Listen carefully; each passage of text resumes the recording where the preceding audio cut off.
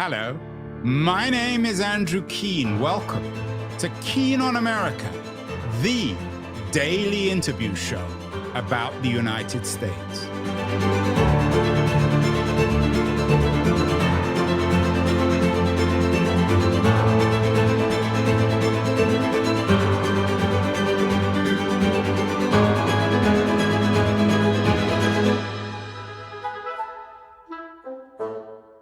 Hello, everybody. It is Tuesday, July the 14th, 2026. Almost 4 years ago to the day, on July the 11th, 2022, I had the best-selling spy writer Daniel Silva on the show, who talked about writing a best-selling literary spy novel every year. It wasn't an empty boast. That year, he had his Portrait of an Unknown Woman out.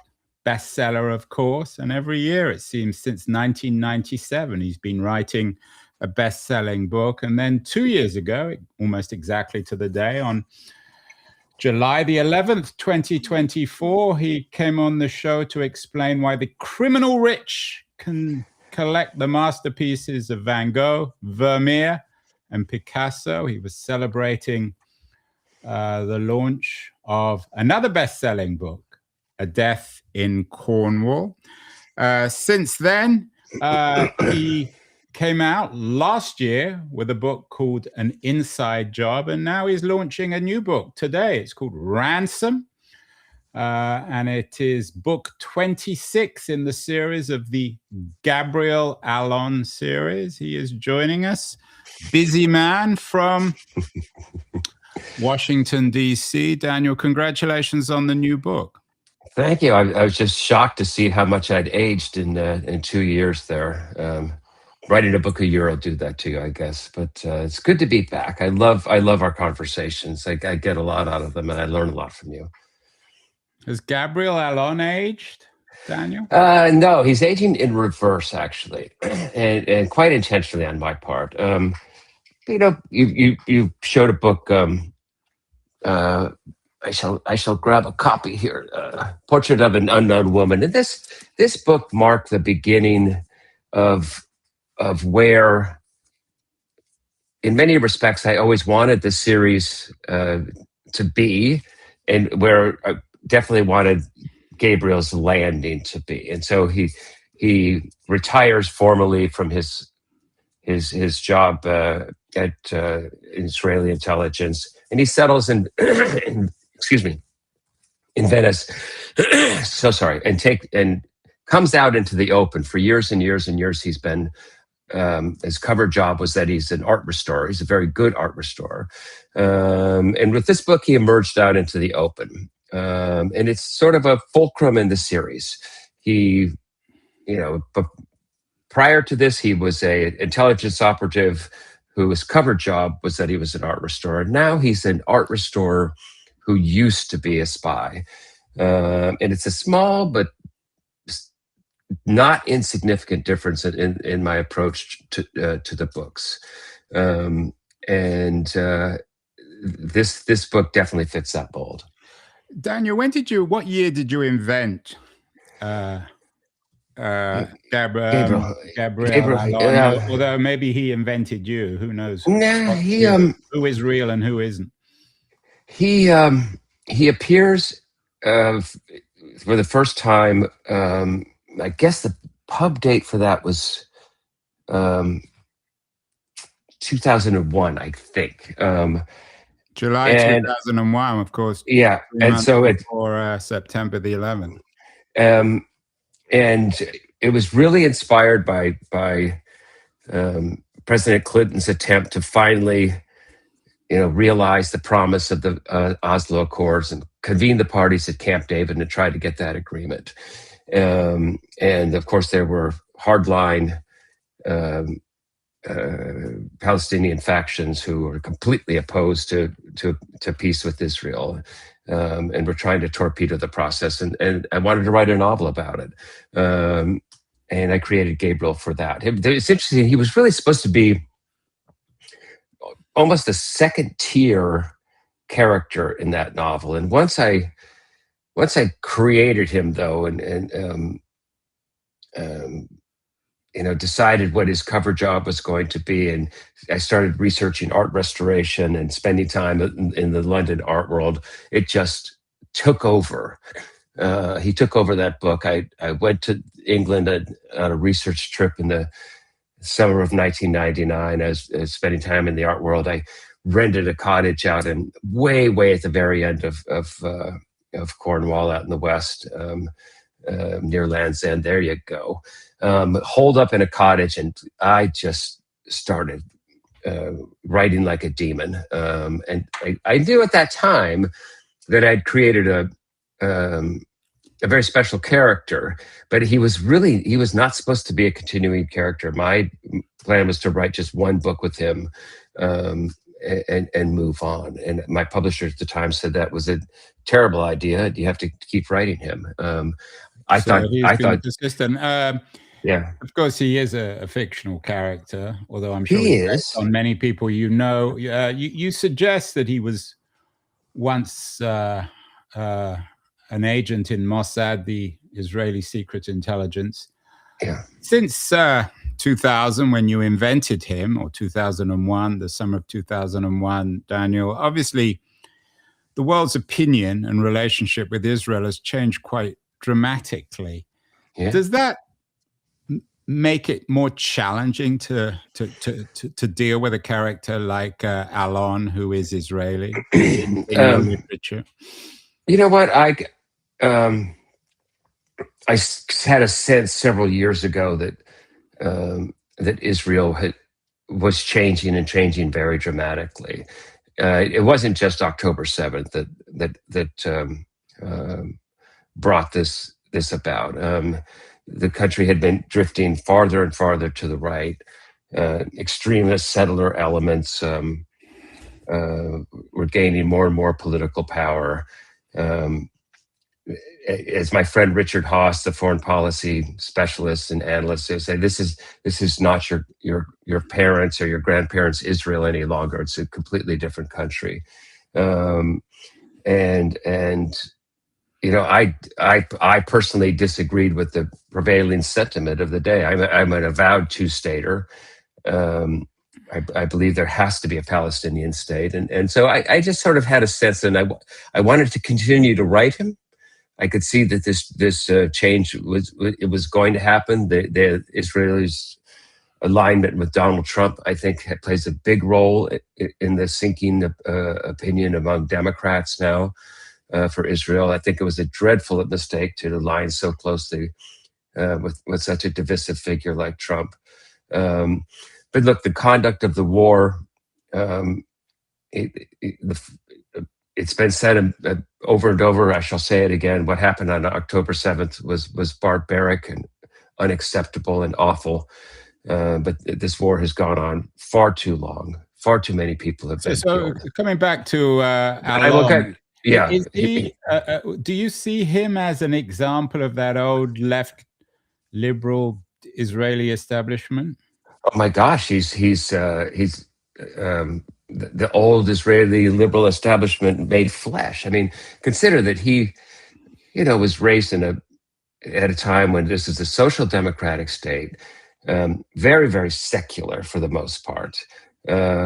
His mother was an artist. He's an artist. Yeah, he represents the old line Ashkenazi Jewish security elite of the state of Israel. And if you look at what's going on now, many of those guys, his contemporaries, are in opposition to the conduct of this government.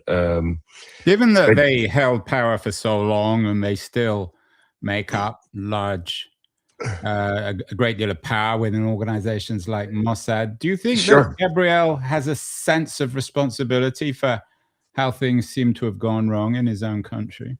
No, he does not. No. Look, this is a matter of changing demographics and a sense that and frankly the coalition that Netanyahu assembled in order to put a government together. I mean, Gabriel Allon would never serve in a government that included characters like Ben Gvir and Bezalel Smotrich. I mean, these are far right extremist racists. He wouldn't be in the same room with them, let alone serve in the same cabinet with them. And frankly, they wouldn't have him.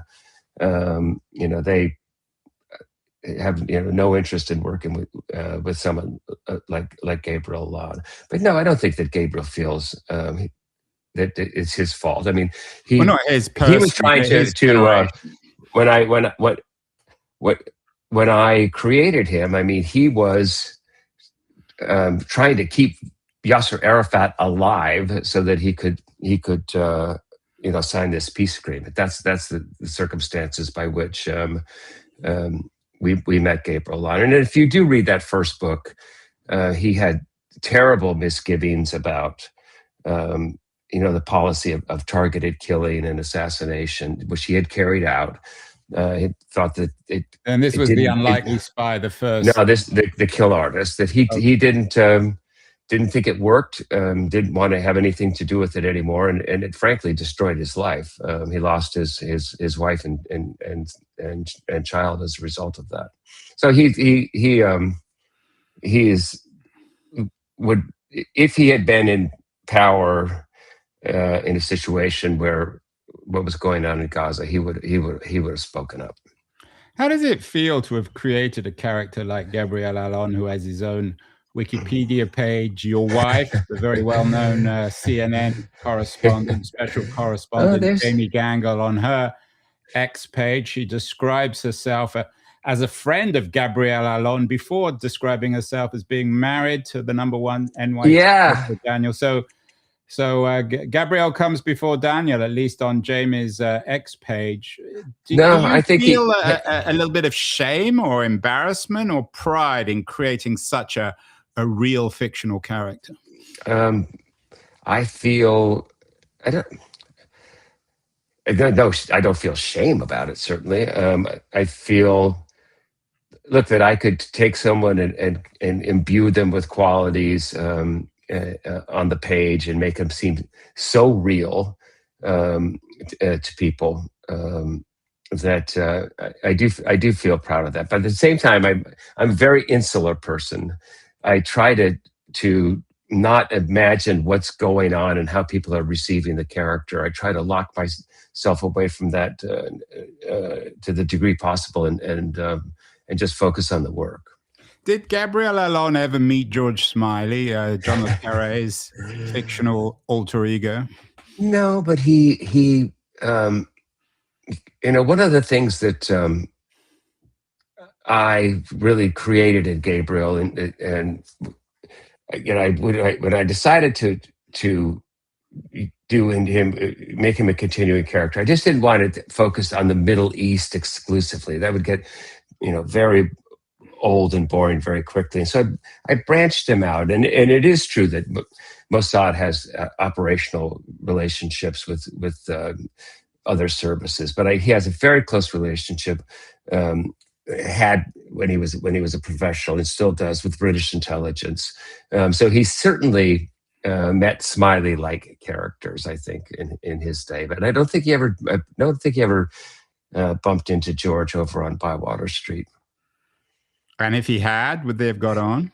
Oh gosh, yes, yeah, I think so. Although he doesn't have the sadness of George Smiley's wife, who seemed to enjoy other men. Lady Anne. No. Gabriel is very happily married with it's his second wife. His first wife is still alive and hospitalized with. After being in a car bombing in Vienna, but he is happily remarried finally. So let's catch up with Gabriel in Ransom. Tell me what he's up to and a little bit about the book. We don't want to give away everything, Daniel, because we want you to remain a #1 bestseller on the New York Times. Someone has to do it, and as James Patterson said, Silva can really write, the bastard. I love that quote. So I told you we were chatting off air before we started, and I just love that quote. It sounds like something that Hemingway would have said about Scott Fitzgerald. It's the best blurb I've ever gotten. Um, so this is, believe it or not, 26, as I think you pointed out at the beginning. In so Gabriel lives and works in Venice, but he very wisely bought himself a lovely summer cottage in far west Cornwall. And so he's settled into the cottage for the summer, but he agrees to attend to be the sort of guest of honor at a fundraiser for the National Gallery. And as a result of doing the right thing, and helping raise money for a Botticelli exhibition. The host of that evening, a couple of days after it, asked Gabriel to track down his wife, this dazzling British socialite named Alice Winter. Gabriel, perhaps unwisely, agrees to undertake this assignment, and he soon discovers that Alice has a very dangerous secret, one that's going to force Gabriel to return to the life he thought he had left behind. It is a fast-paced, entertaining summer book. It is part kidnap drama, part international thriller. It's a perfect sort of book to take to the Well, if we weren't having such terrible weather, if the climate wasn't so fragile, it would be the ideal book for the beach. But you don't want to burn people up, do you? Dan? You don't. But it is a beach book, but it does take on and focus on a serious contemporary issue, as all my books usually do. And this one concerns the fact of Russia's conduct in Europe right now. Russia is not only fighting a war in Ukraine right now. It is actively involved in a secret shadow war of sabotage and subversion against all of Western Europe. It's being carried out by a GRU unit called Unit 29155. They're hitting economic targets, pipelines, carrying out hacking operations. And it appears that they are responsible for all of these very disruptive drone incursions, and the threat of drones and the potential threat of drones in the future. It's a very important element of this book. Was it in some ways triggered by an event in in 2025 in Denmark with drones? Denmark is featured prominently in this book. Excuse me. Big sequence in Denmark. I use that incident as matter for this story. There's a significant portion of the book takes place in Denmark, and so imagine you got drones flying over Copenhagen Airport. They had that very disruptive incident, and then but that was not all. For days and days it went on. They were over the smaller civilian airports around the country and at Danish military installations. I mean, it was so bad that Mette Frederiksen, the prime minister, considered, calling up the reserves and summoning, going to the highest state of alert for the country. This is no laughing matter. And what I found very interesting, that just a few days later, there was this scheduled emergency summit about Russia that was supposed to take place in Copenhagen. It did take place in Copenhagen. And they were so worried about the possibility that the Russians might attack that summit in some fashion with drones that they grabbed every anti-drone kit and resource available to them. That's how worried they were about Russia's contact. And you talk to people in the business right now, and that the Russians are really acting irrationally. And Putin in particular is irrational. They are, as one MI6 officer just said lately, that they're acting like feral animals, and say Europe is very, very on edge about what might happen. And I'll just one more thing, that it seems that the worse it goes for Russia on the battlefield, the more aggressive they're getting with their sabotage campaign. And so what's Gabriel Allon, the former Mossad agent, what's his take on dealing with Russia in this, in terms of its behavior? What advice perhaps he might give to somebody like George Smiley and the British intelligence? George Smiley doesn't need any advice from Gabriel Allon, but Gabriel, as my readers know, it has a long history with the Russians. And one of the things I'm proudest of with the book, you were talking about if I feel pride at anything. I'm proud of a book I wrote called Moscow Rules, and I think it was published in 2008. But it really... There are so many. I don't think I've got them all. I know. I think you got to go. Death in Vienna. That's an early one. Moscow Rules. I'm missing a page, but... You're missing a page. It really I was ahead of the curve on getting Putin right. I think I was ahead of the curve in terms of even a lot of our policymakers here at Washington. And that book started, Gabriel, on a very personal war against Putin, Putinism, and the Russian secret services. So this is sort of the latest round for him. And he's very clear-eyed about. He understood what Putin was all about and what the future held if we didn't stand up to him. Daniel, I'm just back from Poland, where everyone. Good for you. Everyone I talk to is very skeptical and pessimistic about the United States. One of the interviews I did with one of Poland's leading journalists was about how we no longer dream of the United States. Yeah. Does this new United States, the one that at least Poles don't dream about, does this show up in Ransom? Very much so. Without giving too much away, the final sequence climax takes place around a summit meeting, an emergency summit meeting at Downing Street with President Zelensky and the core European leaders who have been involved in trying to keep the Ukrainians afloat. And the United States is not there. And it is them trying to devise a strategy where they can supply aid and assistance to Ukraine without the United States. And it's, the sort of the backstory of this, or what's flowing underneath it, is that they're alone now. And they feel alone. And we just, had a NATO summit in Turkey. And President Trump once again used that opportunity to make clear his disdain for Europe. And President Silva, if I'm in charge of keeping the country safe, I guess I wouldn't be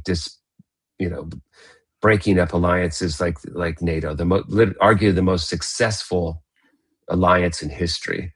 I wouldn't be, firing everyone in my intelligence community. I don't know what makes the guy tick, to be honest with you. But maybe the next novel we can have Gabriel Allon in Washington D.C. investigating Donald Trump. Daniel, Britain figures very centrally. Gabriel has a cottage in Cornwall. The adventure or the narrative begins at the National Gallery in London. Yeah. Of course, much has changed in the UK since the last time we spoke, let alone in the last 25 years. The replacement of Starmer, all sorts of instability, populism, Brexit, all the rest of it. Yeah. We did a show recently with Patrick Radden-Keefe, who you're number one on fiction. He's number one in nonfiction. His new book is about London. It's called London Falling, a mysterious death in a gilded city and a family's search for truth. Remarkable story, but a true story of Russian money, foreign money in London. How has the UK changed in the last 25 years since you began writing? And how does that affect your narrative? Because Cornwall still looks very nice, and I'm sure it remains very nice, but London's very different in 2026 than it was in 2001 or 1997. Well, if you do a deep dive into some of the numbers that came out in the recent snapshot of what's going on in England in terms of employment and how much money the average British household has coming in. Look, it's been a calamitous period economically for Britain, as well as politically.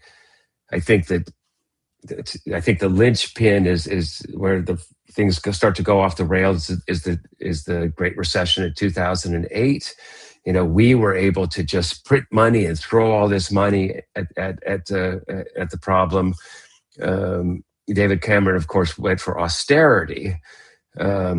It had a huge and lasting impact on the lives of everyday Britons. Out in the shires, people are not doing very well. I'm watching Andy Burnham I think it's going to be a very, very interesting time, but it's so turbulent to think and I've written about the turbulence of British politics. It's sort of background music in this one as well.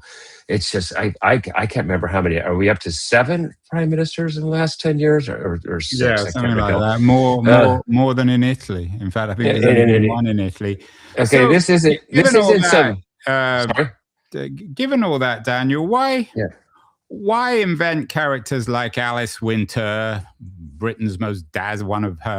one of Britain's most dazzling socialites? She's married to this multi-millionaire, probably billionaire real estate baron. Why not invent some real English characters or people who live in real England? I have people who live in the real England all through the book,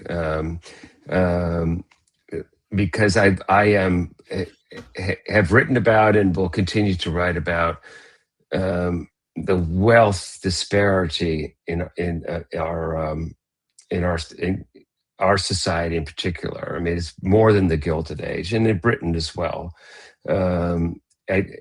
Yes, it's fun to write about the rich. You get to use their dazzling jets and all of their expensive toys, and adds a touch of glamour to the book. But I do it for a reason, a very specific reason, to draw a contrast between the way they live and the way the rest of us live. And look, we have an emergence in the world of a new global super elite of super rich people, and they are seeming to be checking out from the rest of us. And they don't want to pay their taxes. They don't want to contribute to the well-being of their neighbors.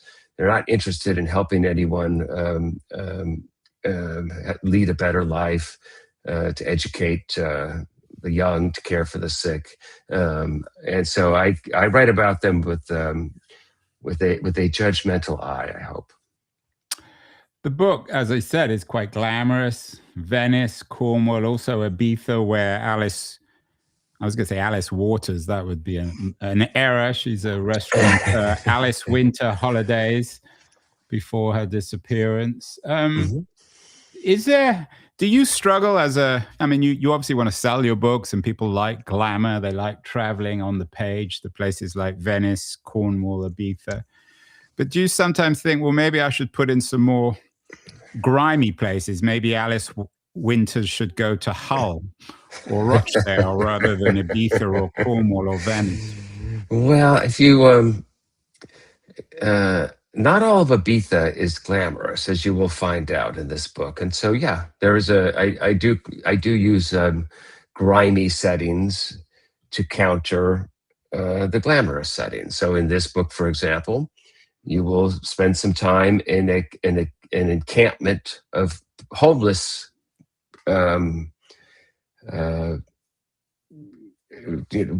all the summer labor that they have to bring in on Ibiza. Of course, they can't afford to live and rent a proper place, so they have these homeless encampments of seasonal workers that are popping up on the island. So we're going to spend some time there. So I balance it out.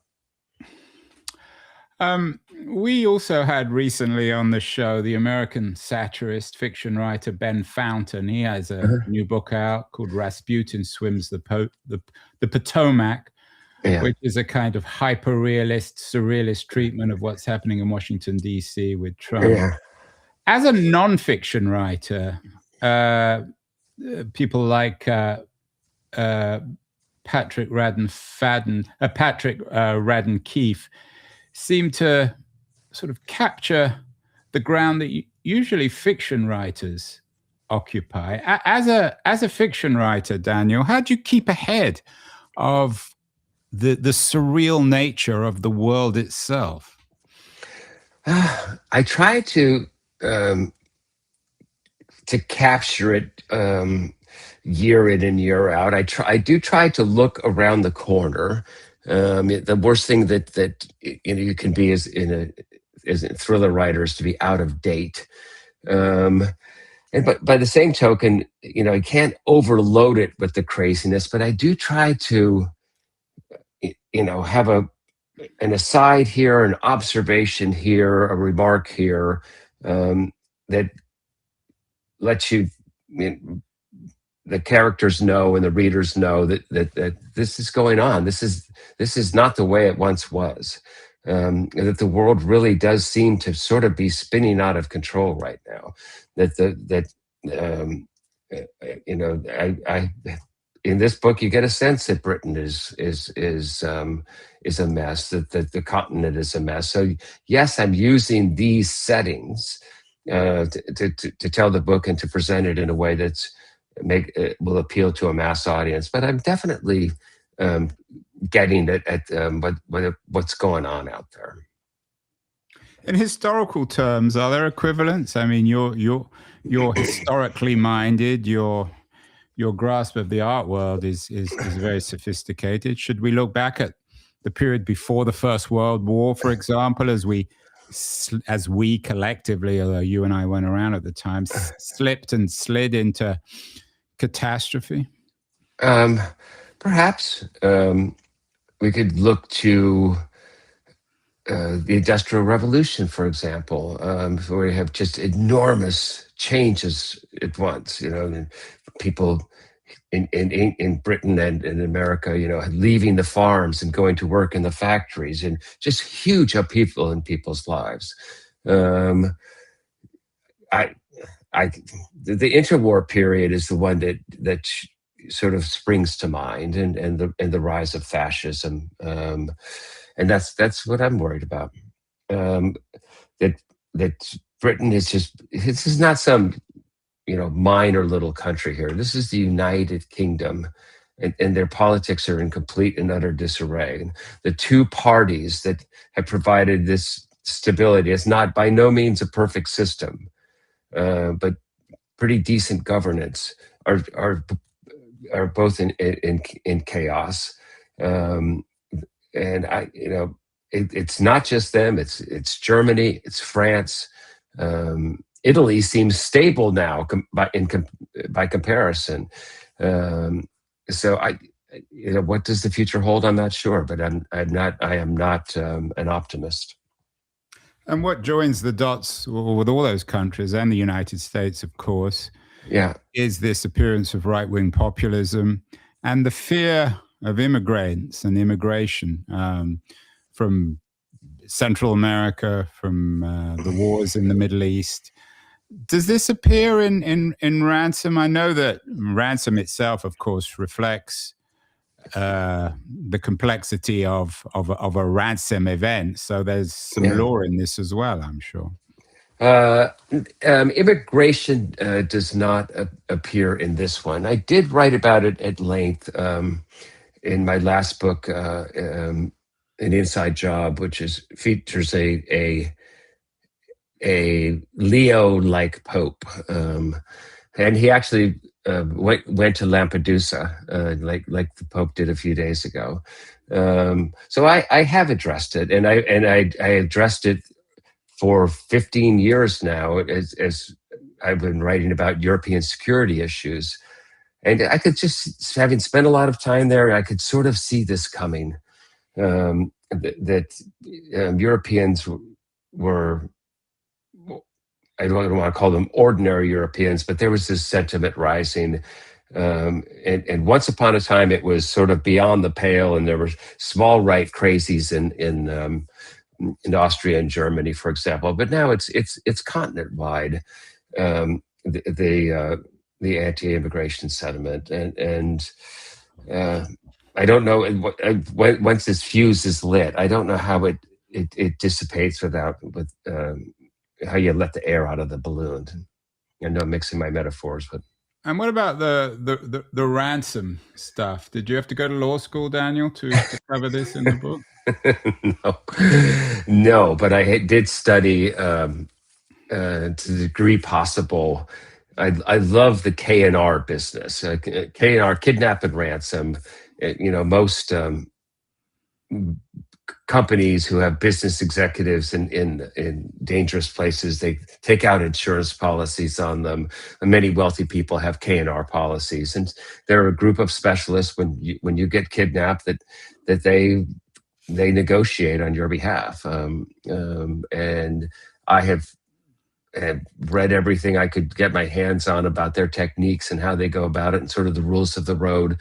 And I applied that to Gabriel. And the chapter in the book where he does the actual ransom negotiations is one of my favorites. It's tense and exciting, but I think there's also a certain elegance to it. How long is this going to go on, Daniel? You and I keep meeting every 2 years. July 2028. Can you imagine? I hope so. Killing off poor old Gabriel. I mean, no, I would never kill him off. And even if I were to retire him like George, but George Smiley kept on reappearing. Le Carre seemed to obsess over retiring the guy, but he was always coming back. Even if I were to. What I've done with him is to sort of freeze time, and pretend that he's not quite as old, and he doesn't present himself on the page as someone who's his actual age. And how old would Hercule Poirot be in the last book? I have no idea. But this happens in long running series, and it's not something I really give a lot of thought to how old he actually is. I'm going to write him as long as I want to, and as long as people want to read about him. You mentioned Poirot, of course, the invention of Agatha Christie. Yeah. What tradition do you feel you exist in? We talked about Le Carre and Christie, both English writers. Do you see yourself coming out of a particular tradition? I am definitely a blend of American and British tradition, and in terms of my own style. I'd like to say that I'm a literary novelist masquerading as a thriller writer. I think if I had it to do over again, I probably would have maybe tried to write literary fiction. If you ask me about my top 10 they're all literary. I really only read literary fiction. So that's where I emerged from. I think it's fair to say right now that I've sort of created my own subgenre. And with Gabriel, he's a very facile character, with a wide skill set, and I can plug him into all kinds of different books and stories. Like, he can act as a spy. He can act as an art recovery expert. In this book, he acts as a hostage recovery expert. He's just got this. He's a big canvas, and I can place him into any sort of story I want to. So is he a model for our AI age, where all those narrow experts, the lawyers, the doctors, maybe even the writers, are getting replaced by AI? You have to be like Gabriel, be an art expert, a Secret Service man, a this and a that. I don't know about that. I'm trying to keep AI out of my life and my books to the extent possible. I had to use a little bit of AI in this novel. What do you mean you had to? How did you use Well, it? I mean, because I had to, Gabriel, without giving too much away, he needs to see a proof of life photograph. Well, proof of life photograph is easily faked now. All photographs are. We had the president of the United States fake a picture of the Italian premier the other day, and so I had to bring in a specialist to make sure that the proof of life photograph supplied by the kidnappers wasn't a deep fake. And that's the way of the world now. But you And don't use Claude or OpenAI for writing in any way. I do not. No. Why do you laugh? Because I write back there, lying on the floor with pencil. People just listening, Daniel is pointing backwards at a desk where a bookshelves with lots of books on and a desk. I lie on the floor and write with pencils. I keep the technology as far away from me when I'm working as possible. And the thought of asking AI to write something for me, that just like, what is the point of that? And I know that there was a romance novelist the other day that admitted that she was using AI to write her books, and I imagine that it's becoming more common than one might think, but it's not something that I would ever do. Well, there you have it. The new book is out. You're off to Westport Library tonight, are you, Daniel? Yes, I think so. Enjoy. Congratulations on the new book. I'm sure. What happens if it doesn't become a bestseller? Are you going to be disappointed? I think it's okay. I think my pre-sale numbers are good enough to get me near the top of the list already. So I think I'm going to be okay. It's already the number one bestseller, and it hasn't even come out yet. Yeah, those little in a specific category on Amazon. We'll see. What matters to me is I'm very proud of this book. The advanced reads everyone was very excited about it. Yeah, I've been enjoying it. You sent me an early copy, which I appreciate. And but like every year, I start the next one the day after I finish the previous one, and I'm hard at work on the next one. So we can expect to meet again this time next year? This time next year. Well, Daniel Silva, congratulations, author of Ransom, already a bestseller on Amazon, no doubt a New York Times #1 bestseller. The book is out today, and I think all your fans are going to be on Amazon buying it. Thank you so much. Thank you so much for having me. It's a pleasure to be back again. Hi, this is Andrew again. Thank you so much for listening or watching the show. If you enjoyed it, please subscribe. We're on Substack, YouTube, Apple, Spotify, all the platforms. And I'd be very curious as to your comments as well on what you think of the show, how it can be improved, and the kinds of guests that you would enjoy hearing or listening to in future. Thank you again.